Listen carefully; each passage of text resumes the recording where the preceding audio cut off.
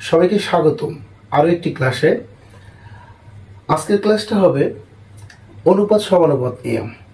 আজকের অনুপাত সমানুপাতের প্রথমেই আমি অনুপাত কাকে বলে, অনুপাত দেখতে কেমন, আমি সেই বিষয়টাকে তোমাদের সামনে উপস্থাপন করব।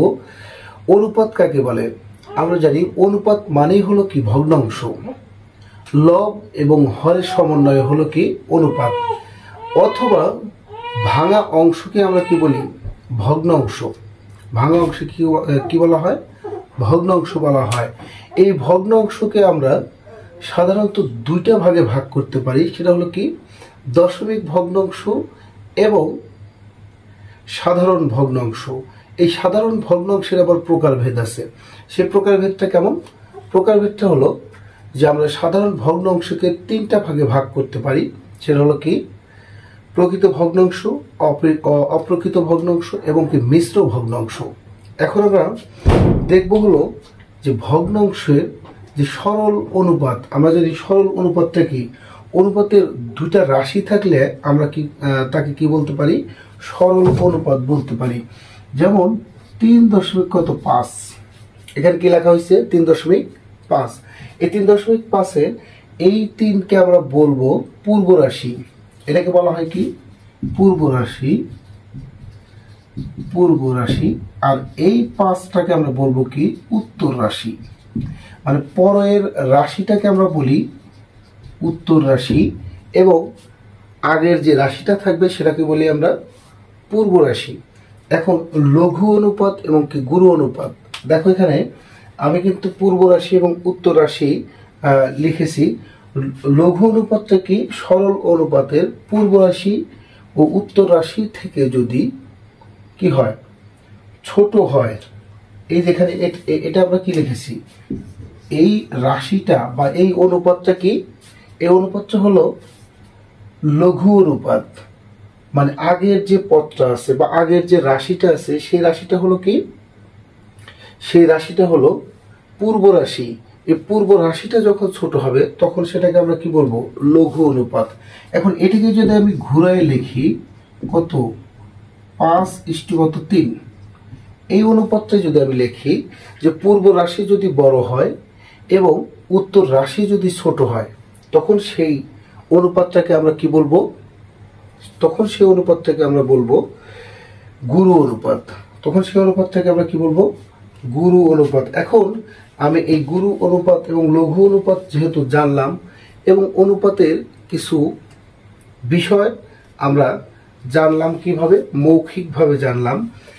এখন আমরা এই অনুপাতের কিছু গাণিতিক যে ব্যাখ্যা সেটা আমরা একটু দেখব। দেখো আমি একটা রাশি লিখব এবং অনুপাত লিখব। অনুপাতটা কি দেখো তো? অনুপাত হলো a/b = b/, কত? c। আমরা এবিসির ক্রমিক সমানুপাতিক জানি। ক্রমিক সমানুপাতিক বলতে কি বুঝি? যে আমরা যখন কোনো ক্লাসের রোল হিসেব করি, যেমন 1 2 3 4, মানে এইভাবে কি চলতে থাকে স্বাভাবিক সংখ্যা, সেই সংখ্যাটা কি ক্রমিক সংখ্যা আকারে কি করব? সাজাবো। আমি সেটাই সাজাইছি a b c, এবং তিনটা কি নেওয়া হয়েছে? প্রতীক নেওয়া হয়েছে। তিনটা প্রতীক নেওয়া হয়েছে, স্মল লেটার দেখো, a/b, b/c। এখন এখান থেকে আমি যদি এটার মান বের করতে যাই, দেখো তো যে এটা একটা কি ভগ্নাংশ। a ভাগ কত? b, b ভাগ কত? c। এটা একটা কি ভগ্নাংশ। তাহলে এখান থেকে আমি এভাবে লিখতে পারবো। আর যদি গুণ করি, ac = কত? b²। ac = কত? b²। আমি এখান থেকে দেখো আর একটা রাশি লিখবো। রাশিটা হলো কি? যে a² b² c² bracket 1/a³ plus 1/b³ plus 1/ কত? c³ = a³ plus b³ plus কত? c³। এইটা আমাদের প্রমাণ দেখাইতে হবে। এখানে প্রমাণ দেখাইতে হবে কি? a³ প্লাস b³ প্লাস কত? c³ প্রমাণ দেখাইতে হবে। এখানে আমি লিখেছি কত? a² b² c² into 1/a³ plus 1/b³ plus 1/, কত? c³। আমরা যদি লেফট সাইড হিসেবে দেখি, এটা একটা লেফট সাইড বা বাম পক্ষ। আমি রাইট সাইডটা যেহেতু প্রমাণ করব লেখার দরকার নেই। দেখো আমরা এই যে এ স্কোয়ার বি স্কোয়ার কি আছে, তিনটা ভগ্নাংশ দেওয়া আছে, তিনটা ভগ্নাংশের সাথে আমরা কি করব, গুণ করব। বা দেখো A square B square C square ভাগ A cube plus A square B square C square ভাগ B cube plus A square B square C square ভাগ কত, সি কিউব। এবার এখান থেকে দেখো C square C, B square B এবং A. এখন এখান থেকে আমি স্বাভাবিকভাবে দেখো লিখতে পারি বি স্কোয়ার সি স্কোয়ার ভাগ এ plus A square C square ভাগ B plus A square B square ভাগ কত, সি। এখান থেকে আমরা স্বাভাবিকভাবেই বাদ দিয়ে আমরা লিখতে পারি। এখন এখান থেকে আমি লসাগু নেব। লসাগুটা কি হবে দেখো তো, এবিসি লসাগু, এ বি সি লসাগু নিলাম। এবিসি লসাগুর ক্ষেত্রে দেখো এখানে এ বাদ যাবে, এ বাদ গেলে কি B cube C cube, A বাদ দাও B cube C cube, B cube C cube plus কত আছে A cube C cube plus কত এ কিউব বি কিউব। এই তো আমরা কি মানগুলো নিলাম। এখন এখান থেকে দেখো এসি সমান আমরা পাইছি কত, বি স্কোয়ার। এসি সমান কত পাইছি, বি স্কোয়ার।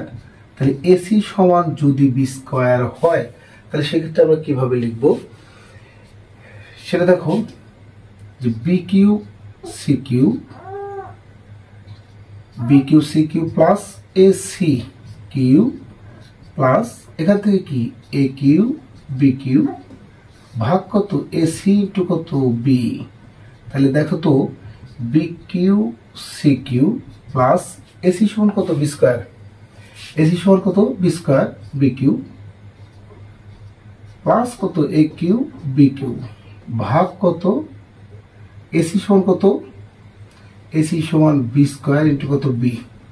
লেখো এখানে B cube C cube plus B cube into B cube plus A cube B cube ভাগ কত বি কিউ। এখান থেকে আমরা এখন লিখবো দেখো কি কি আছে, বি কিউ যদি কমন নেই, বি কিউ কমন নিলে কত আসে দেখো তো, বি কিউ কমন নিলে কত আসে, একটা সি কিউব আছে, একটা বি কিউব আছে, আর একটা কি এ কিউব আছে। বাঁচলো কত B cube, B cube B cube বাদ দাও, বাঁচলে A cube plus B cube plus কত C cube. Right side proved.